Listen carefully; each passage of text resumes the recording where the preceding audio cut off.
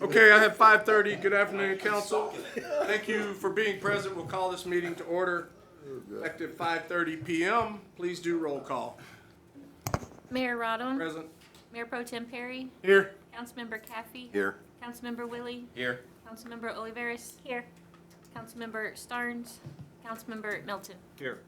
Would you please stand and join me for the Pledge of Allegiance? Pledge allegiance to the flag of the United States of America and to the republic for which it stands, one nation, under God, indivisible, with liberty and justice for all. Councilmember Melton. It's Monday. Most of us have meetings to go to today or later this week. Here is a prayer before a meeting. It is published on the St. Louis University Prayer Book. Heavenly Father, we come to you today asking for your guidance, wisdom, and support as we begin this meeting. Help us to engage in meaningful discussion. Allow us to grow closer as a group and nurture the bonds of community. Fill us with your grace, Lord God, as we make decisions that affect the city of Rockdale. Continue to remind us that all that we do here this evening, all that we accomplish is for the pursuit of truth, for the greater glory of you, and for the service of humanity. We ask these things in your name. Amen. Amen. Do we have anyone signed up for citizen communications? No, sir. No one signed up. Moving to our regular agenda, we'll consider taking any necessary action on the youth diversion program. Judge Vaughn? Basically, I found out more information. We can't just buy one unit ourselves. It doesn't work that way according to I didn't understand it as that, but that's the way it basically amounts to. What we're gonna do is piggyback off the county, and the $6,000 that we're gonna take out of our youth diversion fund, we're gonna turn over to the juvenile probation department to use for the purchase of what they're getting for the 3-year contract. They're gonna have their 3 units. I figured if it works right and I can see it's gonna be something that's effective, then next year we'll come back and do it again. I just don't want to dump all our money that we have in our youth diversion fund into that one program, and then it might not work right. So I'm just letting y'all know that's where our $6,000 is going to go, because it shows up on y'all's packet that we have that money in there, and I didn't want y'all to see $6,000 disappear and y'all going, where did he spent $6,000 at? You know, this is what we're going to use it for. Hopefully it'll help our youth in our city and even the ones in the surrounding area. That's just, I think it's the best thing we got going right now. Instead of just letting the money sit there like it's been doing, at least we got it working to something. And I presume you'll be overseeing that part for our municipality. Yes. With any of our youth that are in that program. Right. You're in charge of overseeing them. Right. And just for council's information, they have about 30 or 35, they have about 35 youth that have gone through that program this year, about 10 of which, according to Judge Vaughn, are from the city of Rockdale. That youth diversion program currently has a fund balance of about $18,000. So it will grow, it'll continue to grow. So I think it generates about $5 per ticket. which comes out to about $5,000 or $6,000 a year, $6,000 a year that it generates. So we have that fund balance, we'll use that, and if it works. But right now, none of the other JPs or the schools have expressed any interest in participating with them. So Where's that money come? How does it funded? How does a certain percentage go to it every year? How's that? yeah, so every time Judge Vaughn assesses a fine, $5 of that fine goes into the youth diversion program. Oh, out of every fine, $5 goes to that. $5 Okay. of every ticket. And then there's another one for security that's set aside for the court to use. And I think now they tied technology and security together. So that fund's set aside for technology and security for the court. So we are participating in a 3-year program for the 6,000. Well, we are making a commitment for up to 1 year. We're not buying any addition. The county is buying 3 of the headsets and units for the program. Okay. And we are going to piggyback and pay them according to what he's worked out, $6,000 that allow us to, the folks from our jurisdiction to use those. Now, I don't know how they allocate them otherwise, whether we would have access to them otherwise, but we haven't used any of this money for a while, so that's why it's accumulating. Better than just sitting there. Yeah. Well, and I didn't, like I said, I didn't want y'all to see y'all's report, but, it's 17,000, and it's already, 6,000 disappeared. I want y'all to know where it went to, so that way, you know, it ain't going in my pocket. We just table it or what? So there, We can, I if the think, council wants to take action, I have the authority to make this happen, so. But just so this came up the last meeting, and so we wanted to make sure you understood what was going on. So you said an action by council is not required on this? You possess the authority just to make it happen? That's correct. Okay. Now, if you don't want it to happen, please tell me. Let's do it. I think anyone would speak up if they didn't want it to happen. Yeah, I think it's All right. worth a try. I tell you what, for the sake of, let's give him authority to. do action on this to give Tim authority to Okay, manage this. Council, I'll entertain action on agenda item number 1 at this time. I make a motion that we authorize the city manager to move forward with the youth diversion program through the county as described in action item number 1. Great. Second that. Have a motion and a second on the floor. Is there any discussion? Being no discussion, we'll vote. All in favor of said motion signify by raising your right hand. Motion passes. Council, at this time, we're going to change things up. Instead of moving on to agenda items 2, 3, and 4, the reason I'm changing the agenda up, and we're going to go into executive session at this point, in order to take action on the budget tonight, it requires 100% of elected officials to be here to vote. Councilmember Starnes is on his way, and he should be here within the next 15 minutes. So we don't sit here with idle time. I'm going to change the schedule here of this agenda. And at 5:37 PM, we're going to convene an executive session under section 551074 of the Texas Government Code to A and only A, deliberate about the appointment, employment, evaluation, reassignment, duties, discipline, or dismissal of the city manager. So at 5:37 PM, we are now adjourned into executive session. The action won't happen until Ms. Starnes gets here, but Action on, if we have any action come out of closed session, will. correct. All right, council, we are reconvening back into open session at 6:09 PM. Is there any action coming out of executive session? No action at this time until possibly Councilmember Starnes is able to make it tonight. that does not require, Yeah, that one does How about not. the one about his contract? That one Yeah. doesn't? No. That one we can do on our own, That one can be handled with One. majority. a majority vote. There it is. So is there any action to be taken, Councilmember Starnes, to be coming out of executive session? Thank you for joining us, buddy. Yes, make a motion that we approve the employment agreement that has been put forth to us with the added language that the city manager is to reside in the incorporated city limits of Rockdale. I second that. Have a motion and a second on the floor. Is there any discussion? Being no discussion, we'll vote. All in favor of said motion signify by raising your right hand. Motion passes. Moving on back to the regular agenda, agenda item 2. Consider and take any necessary action on the ordinance adopting the annual budget for the city of Rockdale beginning October 1, 2025 through September 30th, 2026. Tim? yes, so the ordinance for the adoption of the 2025-2026 budget, normally that would come by charter requirements with a bunch of additional language. We have not, basically I've included all this language in this PowerPoint presentation, and I'm going to go through that presentation pretty quickly, but I do want you to keep a copy of that so you'll have that, and then we will come back later and assemble a complete budget book to present to you. It won't need further action, but I do want you to have that. On page 3 of the presentation is our budget calendar. That's something you guys have already seen and approved. Page 4 has the summary of all of our fund balances. For each of the distinct funds, and there's two that have 105-day reserve requirements.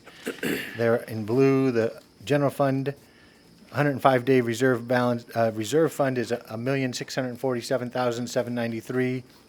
And then after that, the total amount of reserve is $2,640,000. So after the 105-day reserve, we still have $992,366.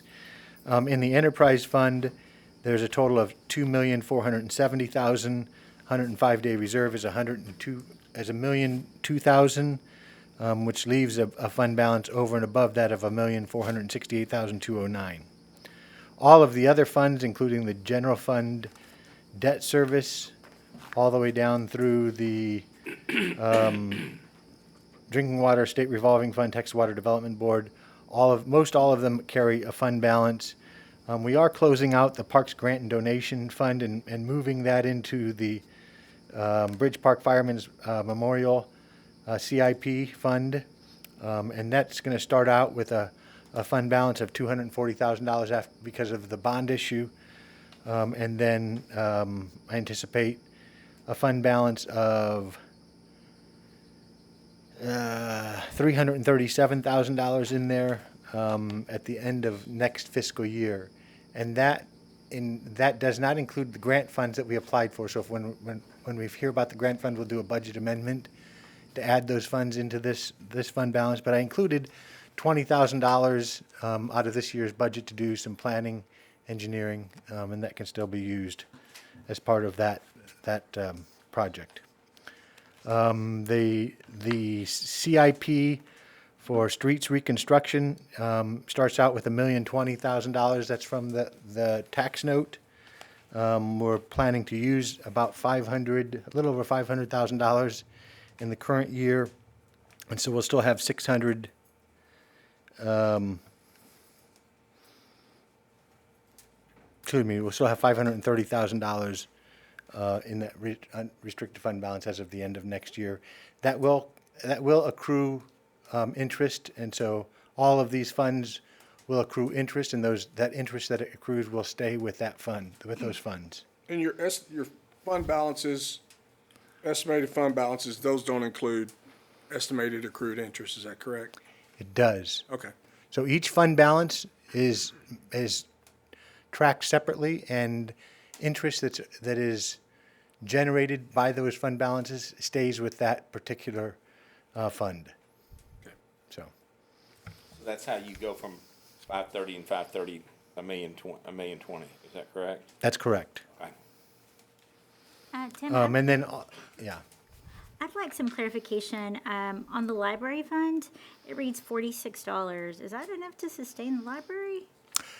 So, yes, so we actually, at least had requested, we have $10,000 from our fund balance pledged in this year's budget for books. So if she ends up using that, that will reduce the fund balance in that particular account. Right. It just seems like the library has been so active recently and they've done great. It just doesn't seem like that's going to be enough to support the library. And since that is based on donations, Okay, so all this is donations. so yeah, so that Okay. that fund guess I balance should for the ask that library first. is just based on donations. Donations, okay. And so donations made in the past have just accumulated, earned interest, and she's proposing to spend $10,000 of that in this year. So that's why that Okay, goes down. Now, okay. if we get additional donations, those are not necessarily reflected in the fund balance, and so next year, actual fund balances will be higher Right, okay. based on donations. And the same thing is true, for instance, with the park grant. Now, I did include in there the donations from Rotary and from Rotary and from Riot. We've got letters of commitment for them, and so I did include those in here, even though we have not yet received those. Those are kind of known revenues. Okay? Any other questions about fund balances? As you also notice in here, by the way, under fund balance,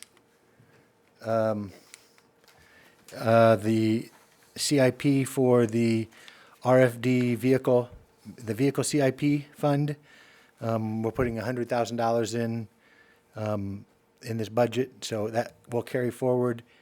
And that does not reflect the interest. There will be interest on that fund balance. I think I have $4,000 I'm estimating in interest on that $100,000. Because that'll be transferred in, come right after October 1st. So we'll have a whole year of interest accrual. In the general fund, some of the things that we're looking at, the general fund, excuse me, the general fund has has an extra $553,000, $553,000 of additional revenue calculated that are being generated. Some of the primary changes in the budget are a 3% cost of living increase, which is about $50,000. There's a negative cost for health benefit of about $23,000. There's changes to additional full-time equivalent. We're adding 10 employees, 2 telecommunication staff, 2 street department employees. There is 3 administrative assistants. The one for Public Works and City Manager will be half paid out of general fund, half paid out of water and sewer. 1 code services tech position, part-time library aide, and we're also reducing animal control part-time by 3. So we'll just have 2 full-time employees at the animal control.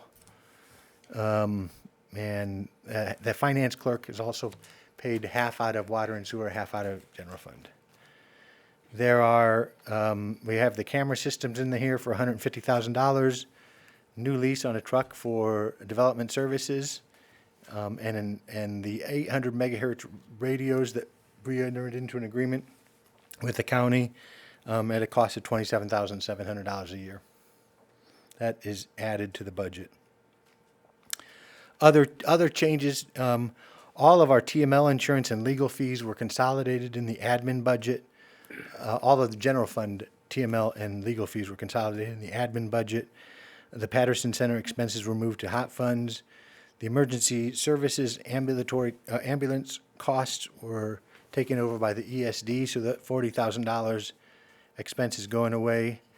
And general fund debt revenue is being deposited directly into the debt services fund. Instead of being deposited into the general fund and then transferred to the debt service fund, it's going directly into that. So that shows up, that's actually a negative revenue to the general fund because it's not coming into the general fund any longer. In water and sewer, we're budgeting for $445,000 more than what we are budgeting, what we anticipate ending the year at. And the changes include the 3% cost of living increase for $16,000. There are 3 full-time equivalent. All of them are half, including the 2 administrative assistants that I mentioned earlier and the finance clerk. There are technology and equipment, including the camera systems at the treatment plant and treatment plant improvements. Camera systems at the treatment plants, both water treatment plants and the sewer treatment plant at $65,000. And we're also we're budgeting for $75,000 in new AMR registers. There are office improvements that we're making at the Public Works Department. Those have been planned for quite a while and never implemented. It's going to cost about $120,000. And then the big generator grant that we got from FEMA is also budgeted in here for $1,107,550 because we did get that go ahead. So I have a question. With the 5 new employees potentially added, the 3 admin assistants, 1 finance clerk, and the 1 code services permit technician, are those office improvements that you just referenced down at the Mill Street City complex? Is that where where are we going to put them? okay. So the reference, for down there, there's actually some offices moving around, but the administrative assistant and the new street department, that's what's necessitating that. Plus, it's been needed for a while. The five that are coming here to City Hall, which are the finance clerk, coded services, or four. Let me look real quick. There is, here at City Hall, we're adding an administrative assistant, a finance clerk, a code clerk. That's it. So there's three here at City Hall. Finance clerk, administrative assistant, and the code clerk here at City Hall. Here in City Hall. Right. So what we're probably going to end up doing is moving our court into this room. So Judge Vaughn will hold court in here. Okay. And we will renovate that area over there into 3 new office spaces. Well, I would say we need a plan sooner than later, and probably is not a plan, so we need a plan sooner than later. Because I think we all know, setting up here on this rotunda, that if we start adding people to the existing offices, we begin to lose efficiency of our employees, and distraction sets in, and frustration sets in. So the only person that I'm going to end up adding as soon as possible is the finance clerk. The other 2 will wait until we actually have everything moved around. Okay. So, and I'll set up for them. Are those offices, is the 120,000 for office improvements here? No, that is That's what I thought. that is renovations to the building over at Public Works. We're gonna get the money for the improvements here. So that is just, that, I don't have funds budgeted for that, but I'm sure we can find those. We have ways to do that. Because of the fact, if we wait to hire some of those folks, the admin assistant and the code clerk, till we actually make the renovations, we'll have some additional revenue there. And I don't think it's going to be that expensive to make those Do you have an changes. expected start time that you would want for these positions? I'm sorry? Is it expected start date for these other positions? Well, they're budgeted through October, to start October 1, but we're not going to hire 2 of them on October 1. We won't hire 2 of them until we have them set up for where they're going to be. So my goal is to have the finance clerk start October 1 or soon thereafter. Fair enough. And will you be at some point presenting a plan to council in regards to the workspace revisions here in City Hall, just so we Yes, can? I will Okay. do that. Will there be like quantifiable, visible things, like we're adding 3 positions, so I can hear questions? What's gonna be done better with these 3 new positions? What are we gonna be able to do with these 3 new positions that we haven't been able to do staffed as current? So one of the, in respect to the finance position, one of the recommendations coming out of when we had the TML folks here is that we should have more division of duties. So one person isn't doing everything. From a safety standpoint of money, you want to have a division of duties.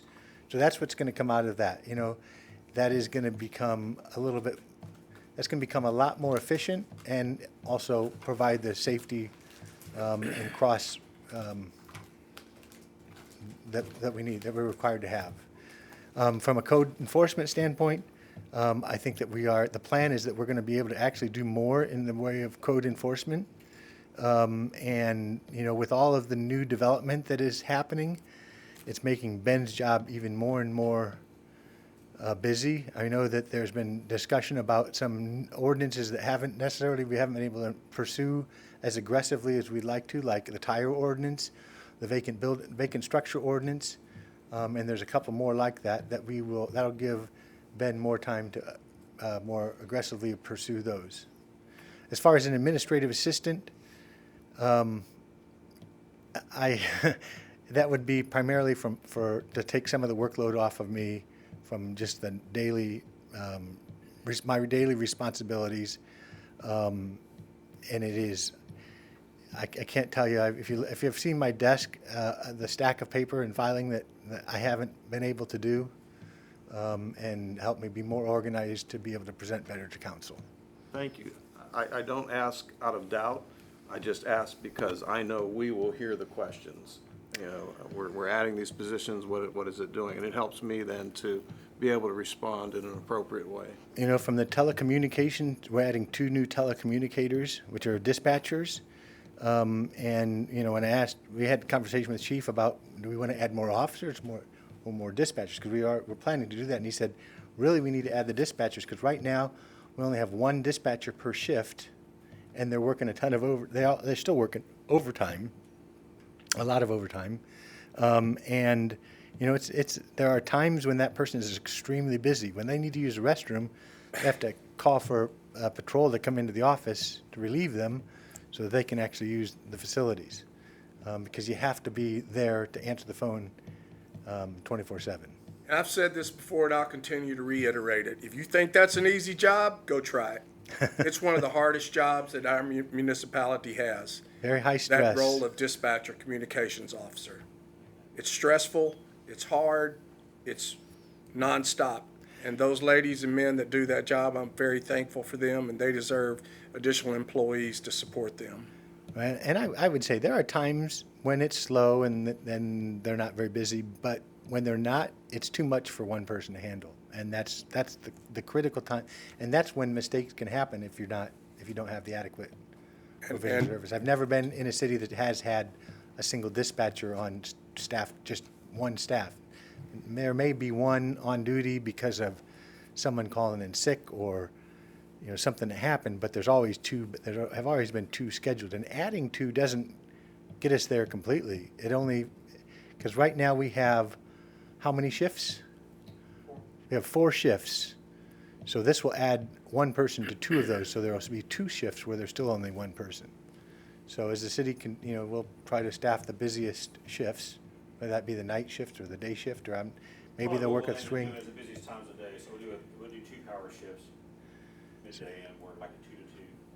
We're covering, you know, the busier times of the day and night.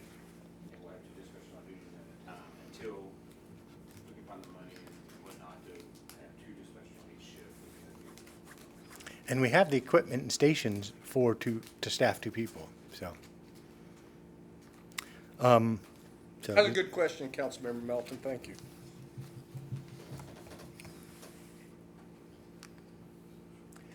This is just a chart that shows the comparison. It's really not shifting that much. There is additional shift to general fund administration, and that's primarily because of the TML and attorney fees shifting there.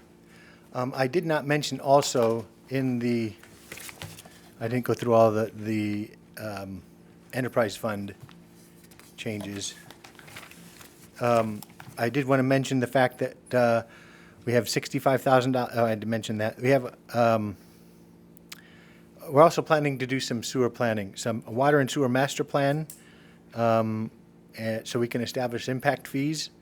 That's going to cost about $250,000. That is in the budget, and also a utility rate study for $30,000. So, I'll probably be moving forward pretty quickly on the utility rate study, and then go through an RFP for the sewer master plan.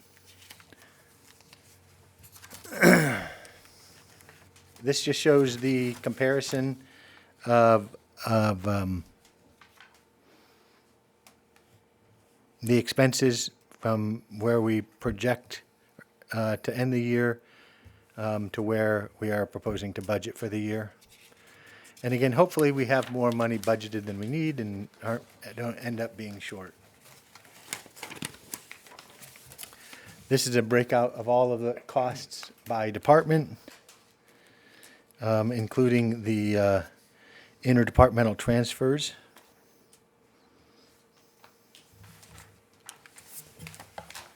And this is just illustrates in another way, but it's basically the same information, just organized a little bit differently to kind of show you where we are going. Even though, if you notice on the chart, the projected year end for this year is below our expenditures, what we budgeted. That's a good thing. But next year, we're not really increasing that much.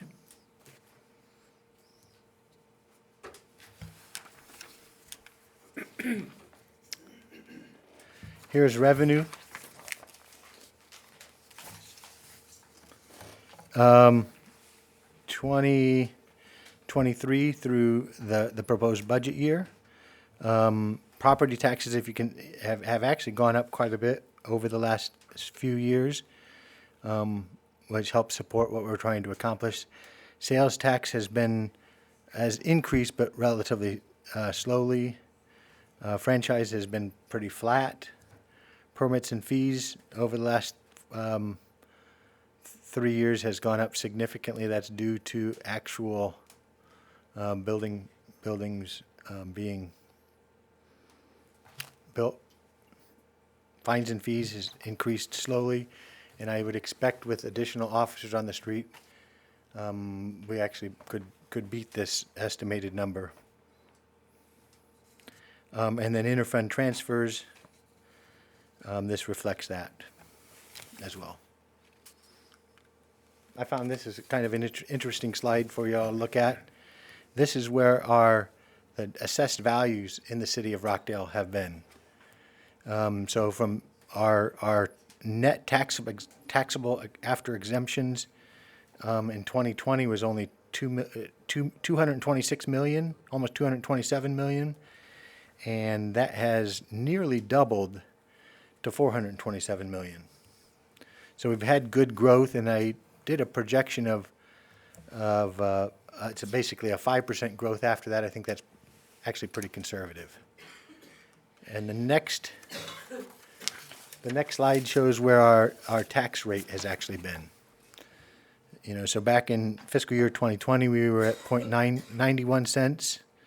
It dropped to 90, 96. We actually got all the way down to 80.1 cents and then back up to 85 cents. The future is kind of what my goal will be to present in future budgets. But as you notice, this shows a flat debt rate, which is the bottom number. That's trying to keep a level debt rate just because it makes budgeting a little bit more predictable. And I'm gonna kind of speed up. Here are our. Can I ask a question? Yes. I need some remediation. When I see review of net taxable property valuations, and I see that ever moving upward, Page are you on, Dave? that is, pardon? Page are you on? This is 13. 13? Page 13, yes, sir. So property value, those valuations are done by the county, correct? The County Appraisal District. So, I don't know, I just have a concern because we hear it, there are people who want to live here, own here, but we're almost taxing them out of being able to stay here because they don't have much. And we're taxing them because of all the new stuff, but they're still in a very, you all understand where I'm at? I completely understand, and I have voiced my personal opinion against some of these property valuations that we're seeing within our incorporated city limits. I 100% agree with you. It's a concern. You know, some of the growth is due to new development, but otherwise it is due to increases in assessed value on existing development. And it could be because of additions or alterations of existing buildings as well. I'm just trying to protect the person who lives in the 860 square foot house on College Street, getting priced at a point that just to me seems. Well, this information on slide on slide 18 is I think relevant to what you're talking about. This is from last year until this year. You know, the average market value of a home in Rockdale was $177,000 last year. And this information I got, and I don't show it that it makes sense, but the market value went down, but the appraised value, based on the appraisal district's report, actually went up. So That's because of The property, the real they lowered property, the house value, or they, the land went up. and they raised the land. It's Raised not the land. reflecting here. okay. So the average taxable value of the home is $126,000 last year, and $133,000 this year. So this year, your tax bill that you paid was $1,072 of tax that came to the city of Rockdale. Under the proposed budget and tax rate, it's going to go up $65 or about 6% to 138.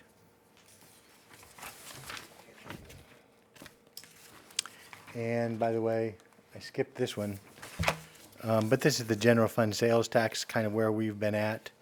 Back in 2023, we had a month that was way off. There was a correction that was made where we got a big tax payment one month that kind of inflated that year's totals.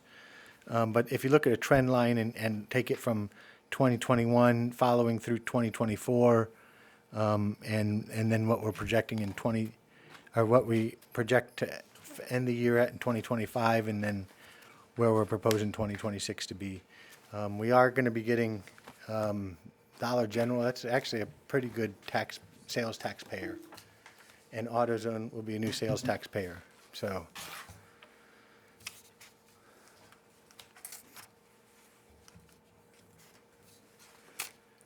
we get into the enterprise fund. The budget, some of the assumptions that we make is water collection revenue is budgeted at $2,625,000, and sewer collection revenue at $1,575,000. Those are based on the need to increase rates following completion of a utility rate study. And if the utility rate study says that we can lower rates, then we'll propose lowering rates. But I don't think that that's where we're going to end up, because we are not setting enough aside for capital improvements to the water and sewer department. We transfer $35,000 a month. What's the annual CIP transfer? $204,000. So we're transferring $204,000 for capital improvements, and that should be significantly more than that, because there are improvements that need to be made that, that could be one improvement that needs to be made. And then again, I talked last time about solid waste needing to be budgeted to cover our expenditures, and I will have more information on that before we actually raise those rates. But here is a summary of the revenue being proposed. So we would be going from $2,500,000 what we're projecting this year to $2,625,000. Sewer collections $1,500,000 to $1,575,000. Solid waste collections from $808,000 to $1 million, and then the charges for service and the grants, and then you also see the fund balance carryover. And we do have a large fund balance in water and sewer fund. That's why we're able to do that, but we can't continue to do that year after year to be able to support the budget.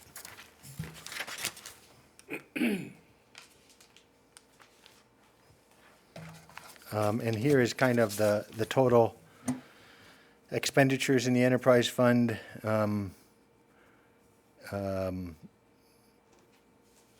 We're estimating, the 2025 budget was $5,247,000, and it's $5,828,000 in the new budget. A lot of that is in water, and I think the big portion of that is also that grant. If you take the grant out, it actually eliminates a lot of that proposed budget.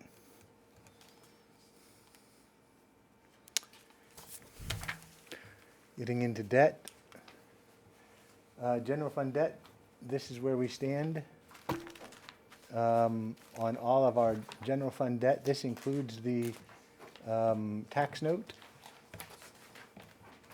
And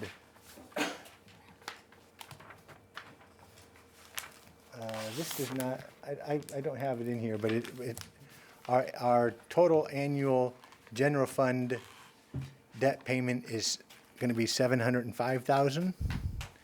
And we do have a sizable fund balance in our general fund debt, so we're going to be pulling some of that over the next 2 or 3 years. to probably reduce that fund balance to about $100,000 was what is recommended to us. And so, and then in our general fund debt, I know this is really small for y'all to see. But it shows kind of where, oh.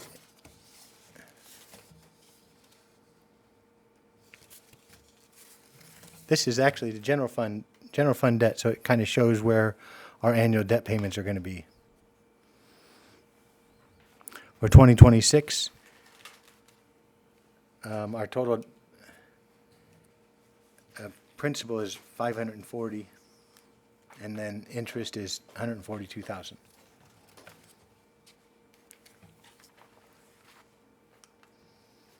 And this is for the debt service for the enterprise fund.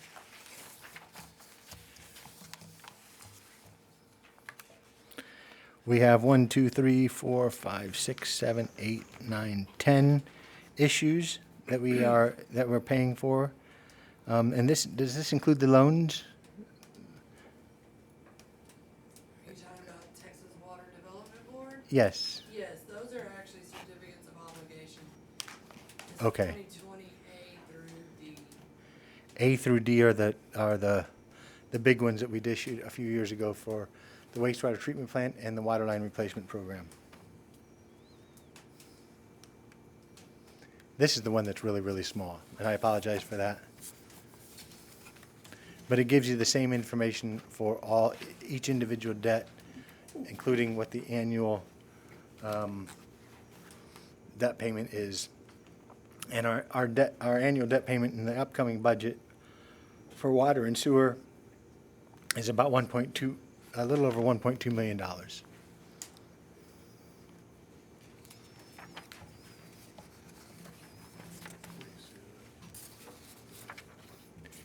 And then the last slide I would have for you has to do with the CIP funds that we've established. One of them we've already had, and that's the wastewater CIP. We anticipate a year-end balance of $235,000 next year.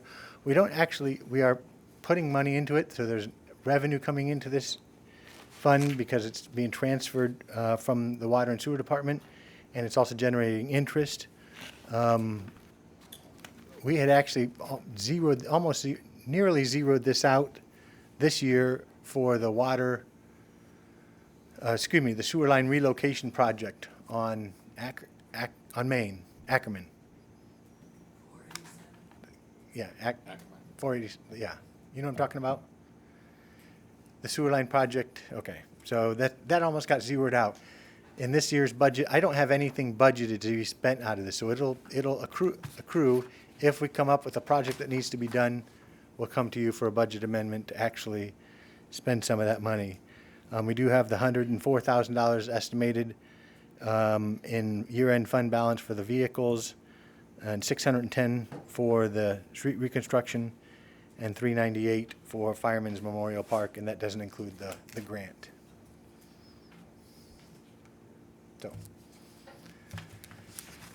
anyways, having heard that, unless you have any other questions, the ordinance that you have before you tonight would be a record vote.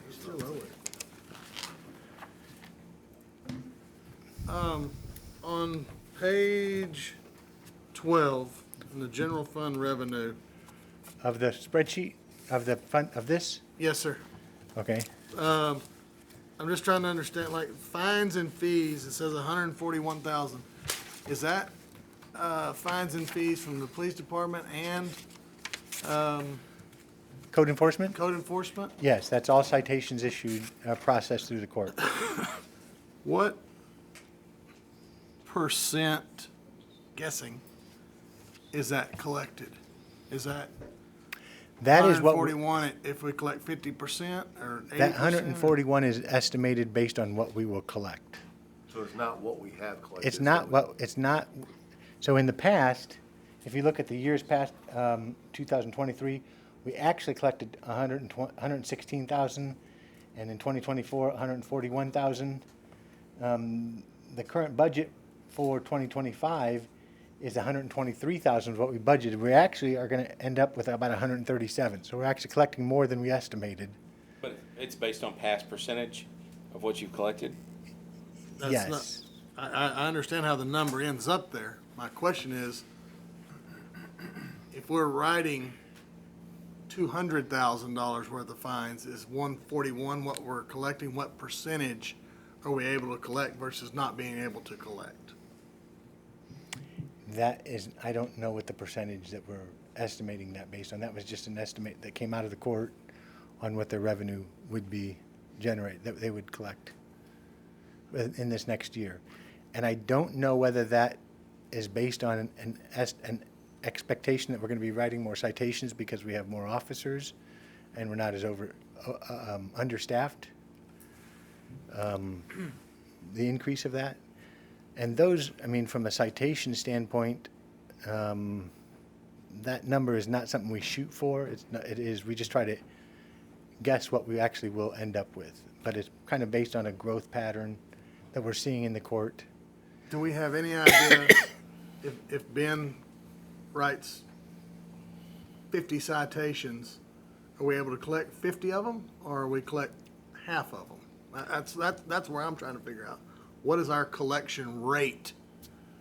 Percentage? On code citations? Both.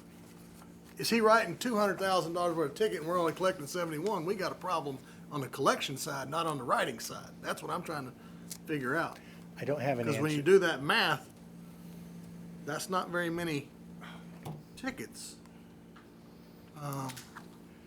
And remember also this, if they write a ticket and it generates, say, $300,000 in revenue, or excuse me, it generates $300, I get a ticket, I have to pay $300 to the court. The city doesn't get $300,000. $300. 300. Or, excuse me, doesn't get $300. I don't know where I've got that 300,000 in my mind tonight. Because the bulk of that, remember, goes to the state. A huge chunk of that goes to the state and goes, Local tickets, really? yeah, so when we write a Really? ticket, if we write a $300 ticket, I'm gonna guess, I don't know this for a fact, but probably 140, 160.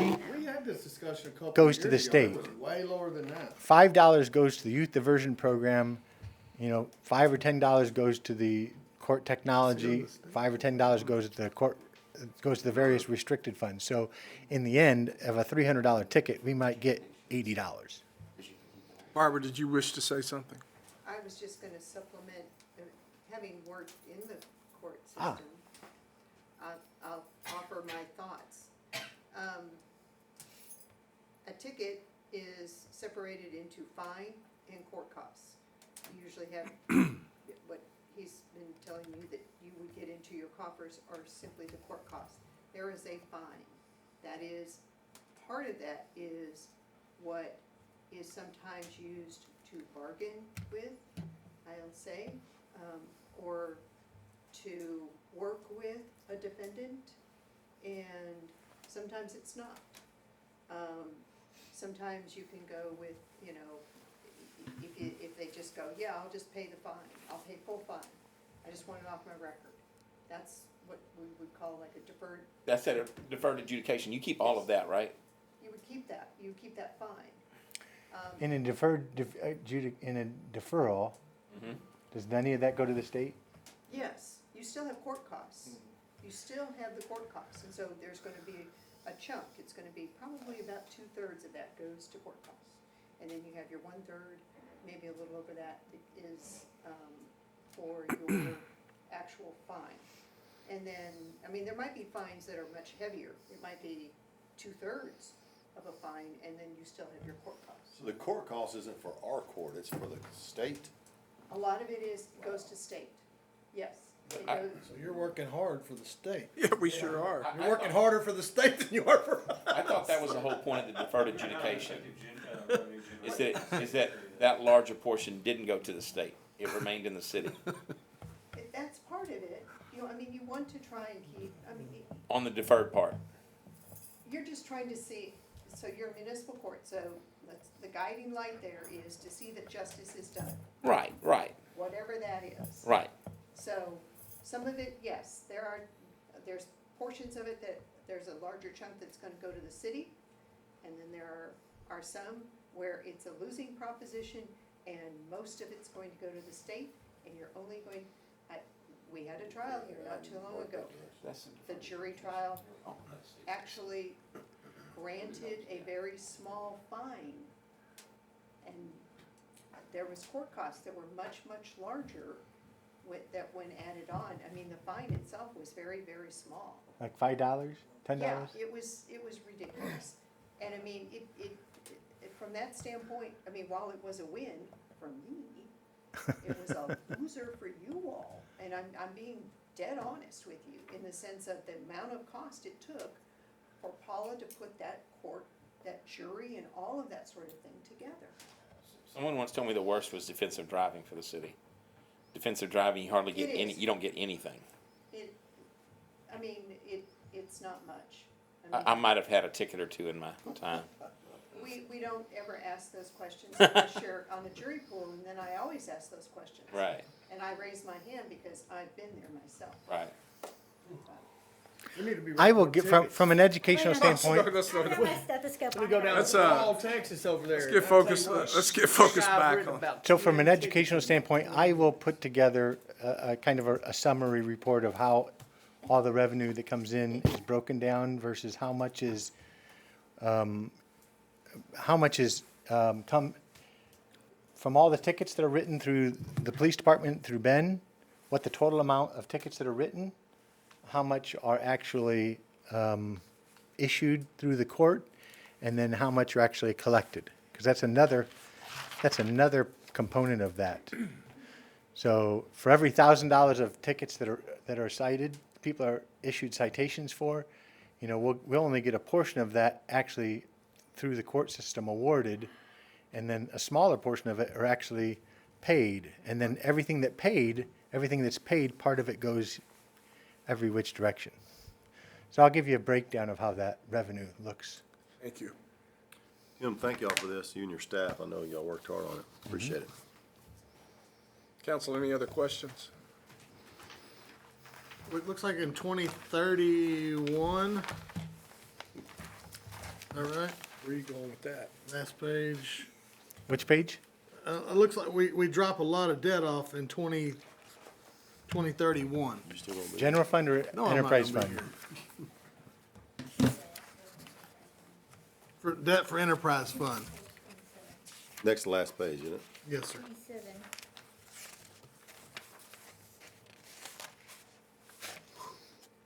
We have some big ones that drop off. Yeah, so we have about $315,000 that will be paid off. I mean, basically, all we'll be left with at the end, at that point, are our big ones that we just issued. It's still a lot, but there's a good chunk that falls off. And it falls off a little bit, on various years. Because one falls off, a good one falls off in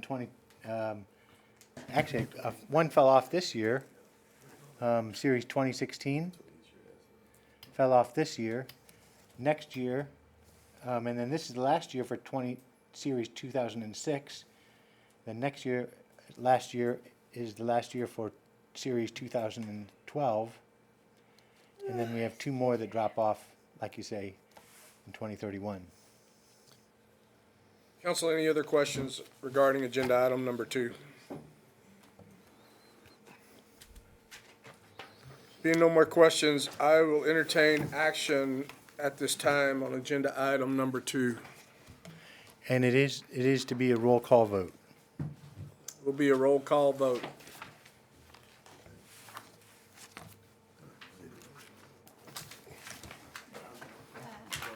Do we have a motion?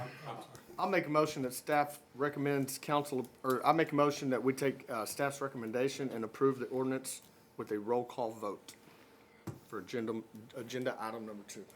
I'll second that. I have a motion and a second on the floor. Is there any discussion? Good job, sir. Being no discussion, please take the roll call vote. Mayor Rodlin, Aye. Mayor Pro Tem Perry, Aye. Councilmember Caffey, Aye. Councilmember Willie, Aye. Councilmember Oliveris, Aye. Councilmember Milton, Aye. Councilmember Starnes, Aye. Ayes have it, the motion passes. The next item on the agenda, Mayor, I'm sorry, I got away ahead of myself. No, sir, go ahead. Okay, It's the next agenda item on the item 3. agenda, we are required, after the adoption of the ordinance, to ratify the property tax revenue increase reflected in the budget. And as I mentioned during the presentation, even though we're keeping the same tax rate at 85 cents, the average homeowner in Rockdale will see a 6.07% increase, which is an actual increase of $65.11. So this is also with an ordinance with a roll call vote. Council, any questions for Tim or any other staff regarding agenda item Does number this need a 3? roll call vote? Okay. Recommendation is a roll call vote. Understand. I'll entertain action on agenda item number 3. I'll make a motion that we approve agenda item number 3, which is the fiscal year 2025-2026 annual budget by roll call. No, this is the actual, Property this is the tax. ordinance number 2025-08-13, ratifying the property tax increase reflected in the operating budget. Understand that, Mayor Pro Tem Perry, you agree to that in regards to your motion? I make a motion that we accept the ordinance ratifying the property tax revenue increase reflected in the fiscal year 2025-2026 budget. Do we need to say the property rate? No. Okay. I'll second that motion. For the record, before we take a roll call vote, I want to let it be known that Mayor Pro Tem Perry's vote died for lack of a second. And now we're entertaining Councilmember Caffey's vote, seconded by Councilmember Starnes.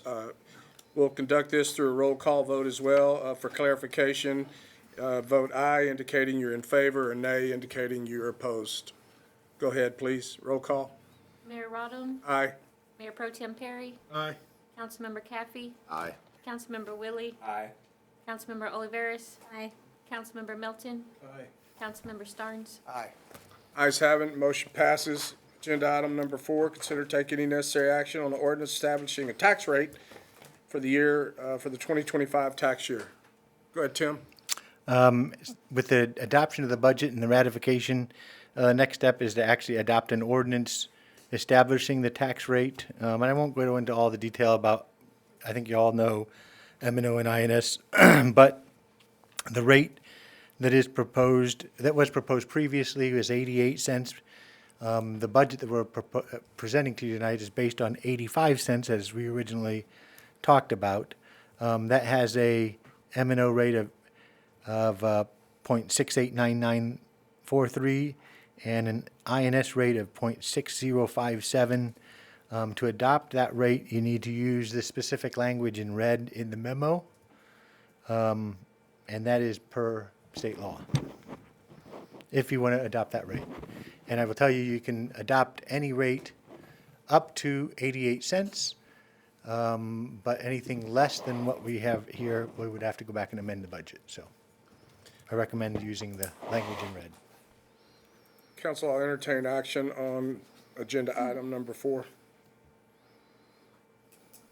I move that the property tax rate be increased by the adoption of a tax rate of 0.85000, which is effectively an increase in the tax rate with a maintenance and operation rate of 0.689943 and a debt rate of 0.160057 per hundred of assessed valuation. This year's rate will exceed the no new revenue tax rate. Motion on the floor, is there a second? Second. A motion and a second on the floor, we'll vote by roll call vote. Would you please conduct the roll call vote? Mayor Rodham, Aye. Mayor Pro Tem Perry, I got a quick question. How's that an increase? I thought we were at 0.85 last year. Why did we say property rate be increased? Because it's, what the state has, it's considered an effective increase because the amount revenue generate is more than the no new revenue rate, Even though it was, even though it's the exact same rate. Okay. This is Use the the length. taxable value? Yes. Because of the Because tax. you're paying Not an more. increased rate, it's the exact same rate, correct? It's the exact same rate. So that's what you're voting on, council, the exact same rate. I think we're at Mayor Pro Tem Perry. We have Aye. a second? Councilmember Cappy, Aye. Councilmember Willie, Aye. Councilmember Oliveris, Aye. Councilmember Melton, Aye. Councilmember Starnes. Aye. Council, is there any other business to take care of tonight?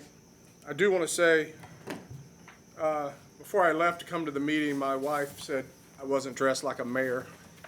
But I wore this T-shirt with intent, my Rockdale Volunteer Fire Department shirt, because I want to thank council. I think you've done a monumental thing for the Rockdale Volunteer Fire Department in putting that $100,000 in that fund to establish for building that revenue to buy a new engine in the future.